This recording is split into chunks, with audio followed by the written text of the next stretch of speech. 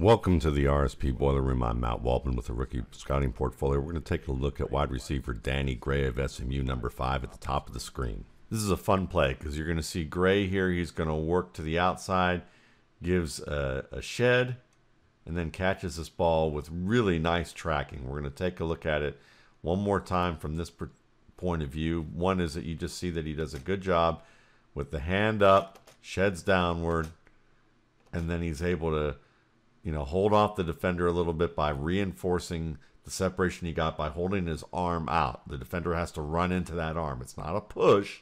That's what people often misunderstand. It's not a push-off. He's just maintaining the boundary, kind of the bubble between his arm and his body where he's put it out there to hold off that defender. And then he does a great job of tracking the ball over his inside shoulder and then eventually over his head to make this catch, getting his foot in bounds. Let's take a look at it from this point of view.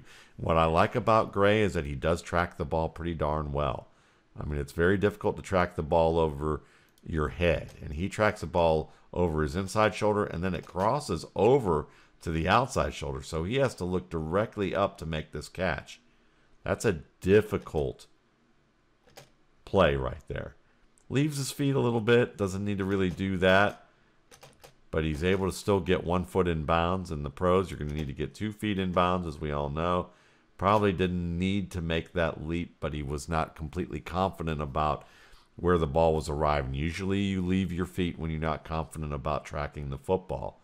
It's kind of like a reflexive type of behavior when you're unconfident. But he's able to catch this ball, track it the way that he needed to, comes down with it. Now we're going to take a look at a play where, it doesn't quite end so well for him, and it's more from the standpoint of how he uses his eyes in a way that wasn't refined.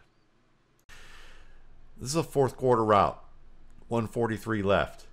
Gets picked off by the underneath defender. Game over. Quarterback's, dejected. Hates seeing what he saw here. But let's remember that this is a zone route. David Gray is working between 2 defenders in zone here, and then he crosses behind this flat defender on the right and settles into a space just outside the hash. Quarterback then throws the ball and it gets undercut easily. So, the average fan may look at this and go, well, how could the quarterback make this bad read?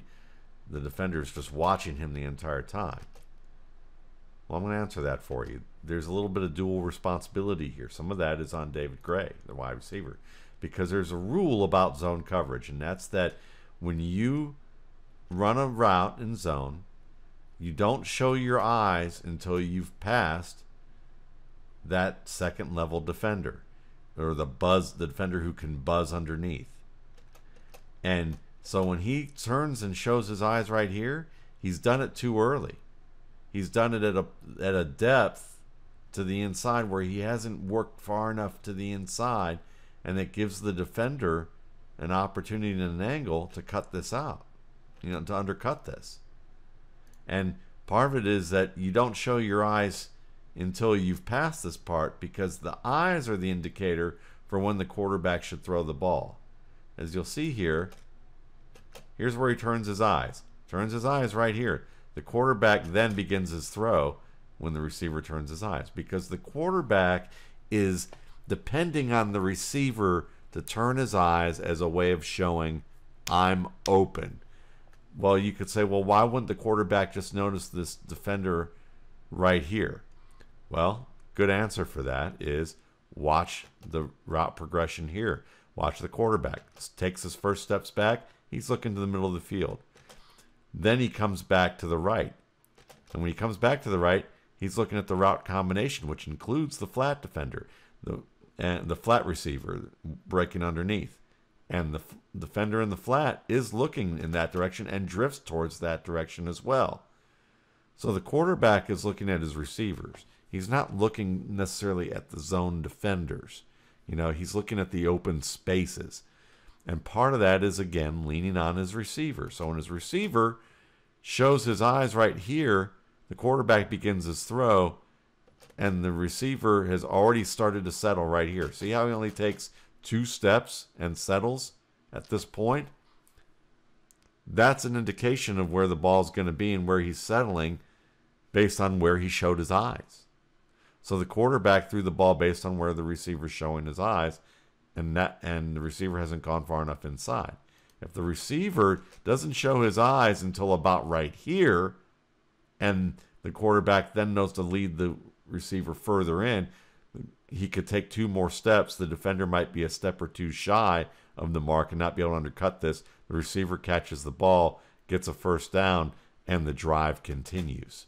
So, some of this you can say, well, the quarterback should have seen the underneath defender. Maybe, but part of the responsibility of the receiver is to know when to communicate to the receiver that he is open based on his read of the zone.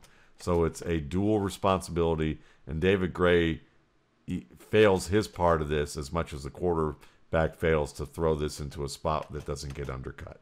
Thanks again for watching.